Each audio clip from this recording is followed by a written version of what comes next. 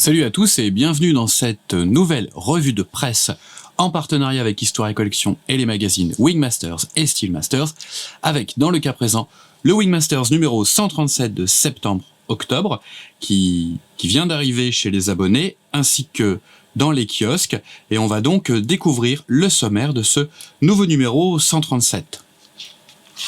Donc on trouve l'agenda, quand on ouvre maintenant, vous connaissez, l'emplacement reste inchangé au niveau de l'agenda. Donc je tiens quand même à vous prévenir que certains organisateurs, donc après le confinement, ont à nouveau annoncé la tenue de certaines expositions. Depuis, il y a eu à nouveau des changements.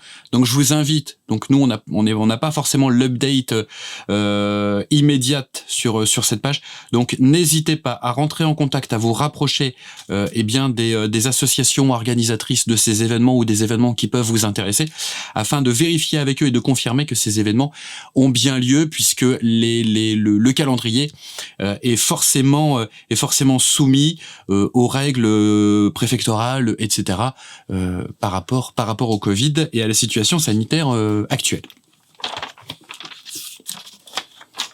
On entre maintenant dans le vif du sujet avec le F8E Crusader Death Angels au 1/72e. C'est la maquette académique que Steve Ingles a montée avec un petit peu d'aftermarket forcément, et puis pas mal d'huile de coude, de choses faites maison comme on dit, au niveau des durites, etc.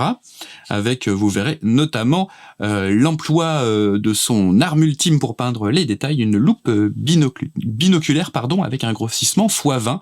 Ça peut être utile quand on est sur des petites échelles comme ça au niveau du cockpit, avec une mise en peinture très intéressante, car particulièrement réaliste sur ces avions embarqués. Toujours à 72e, cette fois-ci de Special Hobby, le MD500 de Juan Rodomiguez, donc une petite libellule, c'est son surnom, avec pas mal de travail de détaillage au niveau du cockpit. Au niveau du compartiment intérieur, décidément je bafouille. Et puis pas mal de travail aussi au niveau de la cellule, vous verrez, vous découvrirez. Mais pour un résultat plutôt très très sympathique pour ce petit kit, c'est vraiment un tout petit kit, vous voyez, voilà, qui tient dans une cuillère à café carrément. Une cuillère à café espagnole, puisque notre ami Juan Rodomiguez est espagnol. Donc une partie peinture et patine, PEP, comme je serais tenté d'appeler cette partie qui pourra éventuellement refaire surface dans les prochains numéros. Donc avec cette deuxième partie consacrée au B26B Invader, donc le très très beau Invader de Julien Hakoun en Corée, avec l'image, la photo d'archive qui a inspiré cette mise en peinture. Voilà, avec des explications très intéressantes, une démarche très très bien préparée de la part de Julien. Donc on est sur le kit ICM. Si vous souhaitez savoir comment se monte le kit ICM, est-ce qu'il faut redétailler, ou ce qui est un petit peu fait tiquer Julien, je vous invite à retourner voir le numéro précédent qui traitait du montage et de la mise en peinture du cockpit. Donc là voilà, on est sur la mise en peinture extérieure avec aucun pré-traitement, tout se fait en post-traitement. C'est Julien a cette méthode et il y tient d'une certaine manière. Voilà, pour un très très joli résultat sur ce B26 au 1/48e.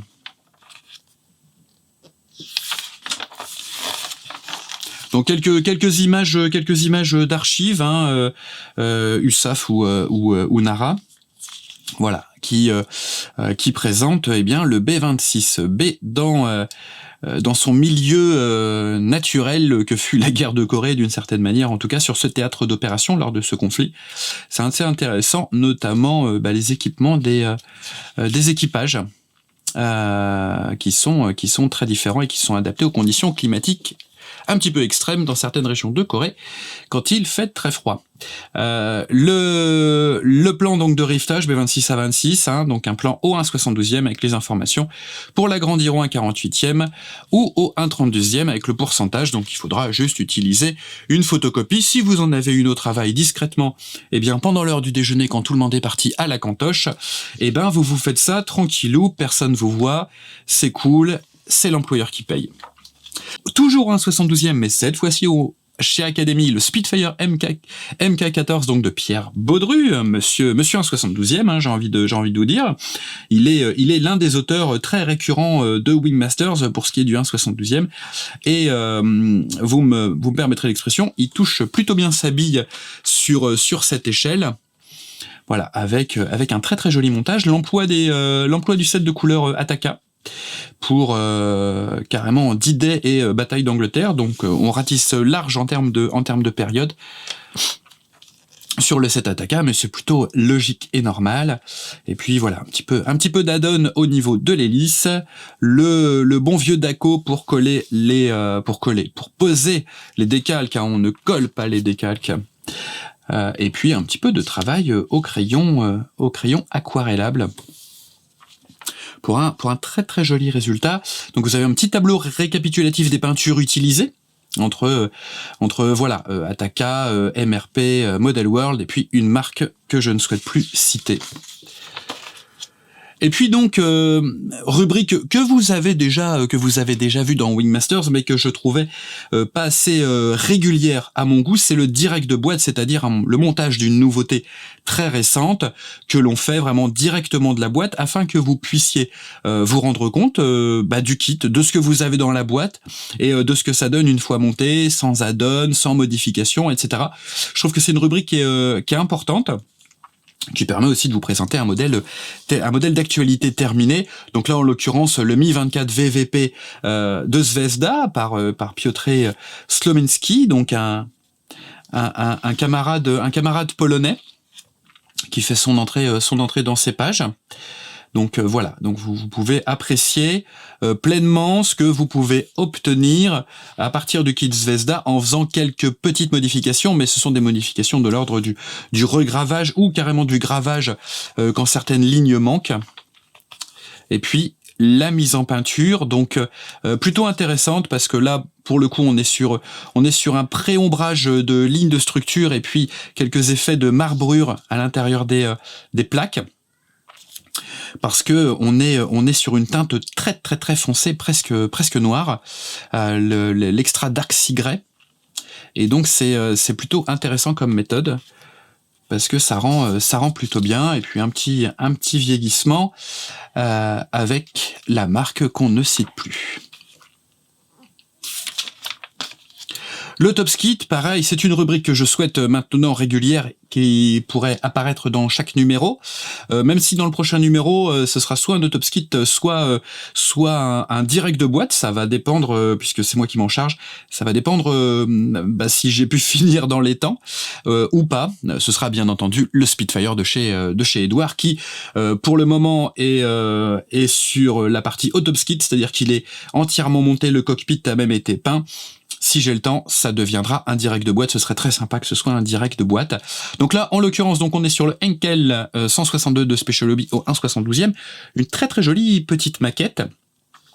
Et sachez que en plus chez Special Hobby, en tout cas du côté de chez CMK, la partie résine, il y a pas mal de très jolis petits add-ons très sympas, notamment le moteur ouvert qui ont été édités dernièrement, ainsi qu'un siège résine et photodécoupe. Donc il y a des choses pas mal aussi à regarder. Voilà, donc revue de détail avec, vous vous en rendrez compte, la généralisation des QR codes. Donc vous scannez le code avec votre tablette ou avec votre téléphone portable, mais vous pouvez aussi entrer l'URL ici, l'adresse. Donc on l'a raccourci au maximum. Voilà, donc il y a que après l'adresse, il y a juste quatre lettres à rentrer. Faites attention à bien respecter la case majuscule, minuscule, et vous accédez donc aux parties vidéo qui concernent les revues de détail. Donc c'est intéressant parce que en général les vidéos sont faites par un chroniqueur et puis les revues de détail papier sont faites par un autre chroniqueur. Donc c'est bien, vous pouvez recouper deux avis parce que j'oblige personne à avoir le même avis que moi, donc c'est intéressant. Il y a des choses que moi je ne vois pas et inversement que les chroniqueurs ne voient pas mais que moi je vois. Donc ça complète très très bien, c'est justement le principe papier vidéo de médias qui se complètent. Le Nord 1000 pingouin de chez Edouard, en fait un boitage exclusif pour la France proposé par Cocktail Distribution en lien aussi avec Azimut Production, hein, on peut les citer, donc qui inclut des marquages donc sur la base du week-end, du boitage week-end, qui inclut une planche de décalcomanie et un pilote. Là, dans cette boîte-là, vous avez une hélice en résine qu'il ne faudra pas utiliser sur le Nord 1000, que j'ai quand même prise en photo. Le Devoitine D500 qui est mon coup de cœur, vous l'avez compris, vous l'avez deviné, j'ai déjà fait la review vidéo ainsi qu'une première vidéo de montage. Azimut édite pour ce kit ainsi que les kits au 1/32e France 40, hein, ou en tout cas de la période 35-40, eh bien un pilote et un mécanicien, donc ça c'est plutôt sympa. Le boitage du Black Aces F14A, donc un très très joli boitage édition limitée au 1/72e, forcément chaudement recommandé, traité par Steve Ingalls, qui, vous voyez, a déjà bien avancé sur le montage, une affaire à suivre. Les petites nouveautés, hein, la boutique avec les 2 hors-série. On continue donc Tales of Iwo Jima, difficile de passer à côté de ce superbe boitage qui malgré tout est déjà le 6e boitage Mustang chez Edouard en un an. Le très sympathique RE 2000, le Reggiane 2000, pardon. Avec, vous voyez, de regrouper sur la même page les add-ons qui sont proposés par CMK pour cette maquette. Le Piaggio P108B, donc là c'est une réédition reviewée, traitée chroniquée par Jean-Emmanuel Reinhardt. Et puis une petite chose sympathique pour les avionneux fanats de cinéma, en tout cas amateurs de cinéma d'action, où on fait des parties de volet avec le torse huilé,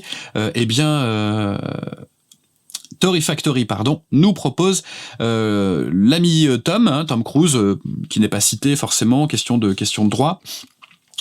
Tory Factory ne souhaite pas avoir des problèmes avec la scientologie, donc c'est Top Gun pilote sur sa moto, bien sûr vous aurez reconnu Tom Cruise, il est plutôt bien réussi, et la moto est vraiment sympathique, donc pour les fanats d'avion, c'est un exercice qui peut être fort intéressant de réaliser cette petite moto qui est proposée aussi bien au 1,72 ou 1,48 qu'au 1,35e.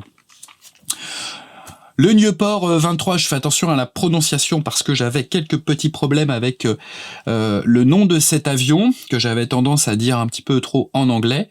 Je remercie ceux qui me l'ont rappelé gentiment d'ailleurs sur la chaîne. Donc le Nieuport 23, traité par notre ami Alain Segui, passionné de la période. 2 livres de chez Valiant Wings Publishing, traités par Julien Kuhn, je vous laisse découvrir. Hein. Et puis donc chez CMK, 2 petites conversions fort sympathiques pour le F4A et le F5A. Et notez que dans ce dernier, vous aurez la décoration, les décalcomanies pour faire l'appareil de Syntex.